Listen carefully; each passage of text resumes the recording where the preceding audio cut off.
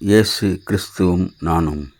இன்றைய வேத வாக்கு சங்கீதம் 18:35. உம்முடைய வலது கரம் என்னை தாங்குகிறது. அன்பான சகோதர சகோதரிகளே, ஆண்டவர் நம்மை தாங்கும் கர்த்தராக இருக்கின்றார். அவருடைய கரத்தினாலே நம்மை தாங்குபவராக இருக்கின்றார். அதே போல் நீதியினாலே நம்மை தாங்குகிறவராக இருக்கிறார். என் நீதியின் வலது கரத்தினாலே உன்னை தாங்குவேன் என்று ஏசாயா 41:10 சொல்லப்பட்டிருக்கின்றது. என் கால் சறுக்குகிறது என்று நான் சொல்லும்போது, கர்த்தாவே உமது கிருபை என்னை தாங்குகிறது என்று சங்கீதம் 94:18 சொல்லப்பட்டிருக்கின்றது.